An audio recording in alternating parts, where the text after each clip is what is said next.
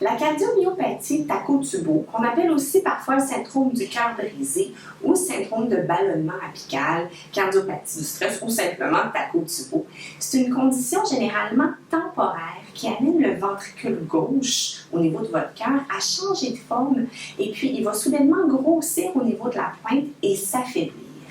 Le ventricule gauche est une des 4 cavités cardiaques. Si ce ventricule-là s'affaiblit, il ne pompe pas bien le sang à travers le reste du corps autant qu'il le devrait.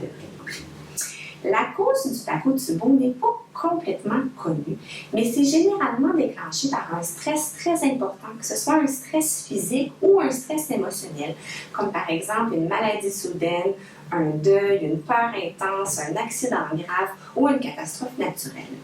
Les experts pensent qu'une augmentation soudaine des hormones de stress, qu'on appelle les catécholamines, pourrait entraîner des changements au niveau des récepteurs puis ultimement du muscle cardiaque. Typiquement, c'est au niveau du ventricule que ça va se produire. Les symptômes du Takotsubo sont vraiment très similaires à celui d'une crise cardiaque, donc un infarctus.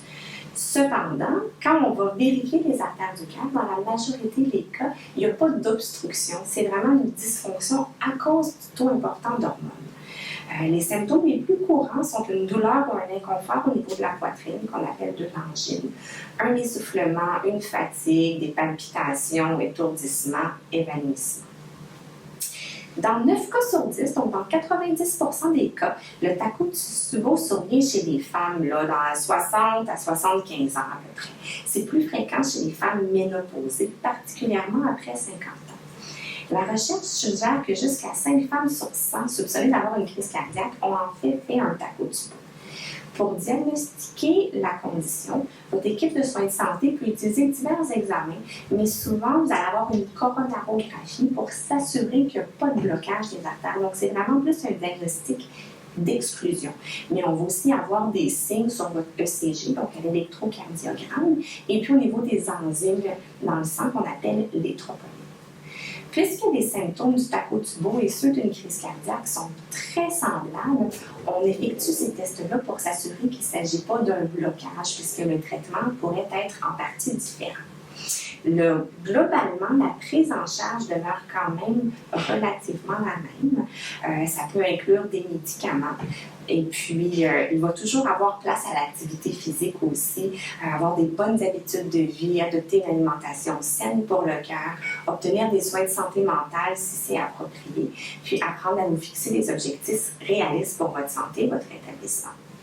La plupart des anomalies liées au Takotsubo vont disparaître, donc on va avoir une récupération de la force de votre cœur en 1 à 4 semaines.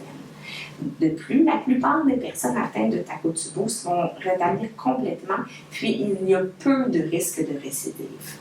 Par contre, rarement dans certains cas, malheureusement, le muscle va demeurer affaibli et puis certaines personnes peuvent avoir des signes ou des symptômes d'insuffisance cardiaque. Le rétablissement après un événement comme un Takotsubo est différent pour chaque personne. C'est donc important de suivre un plan de traitement qui vous convient. Pour commencer, prenez vos médicaments en suivant les indications et assistez aux visites prévues avec votre équipe de soins. De cette façon, vous diminuerez vos risques d'avoir d'autres problèmes de santé quelques mois ou quelques années après l'épisode initial. Donc, on veut vraiment prévenir à long terme. Si vous vous remettez actuellement d'un Takotsubo, demandez à votre équipe médicale si vous pouvez participer à un programme de réadaptation cardiaque dès maintenant. C'est un moyen d'améliorer la santé de votre cœur puis de diminuer les risques de subir un autre événement dans le futur. Puis ça peut aussi s'agir d'un moyen de rencontrer d'autres femmes qui vont se remettre d'une condition similaire. Puis vous allez pouvoir, par le fait même, bénéficier du soutien émotionnel dont vous avez besoin dans votre cheminement vers une meilleure santé.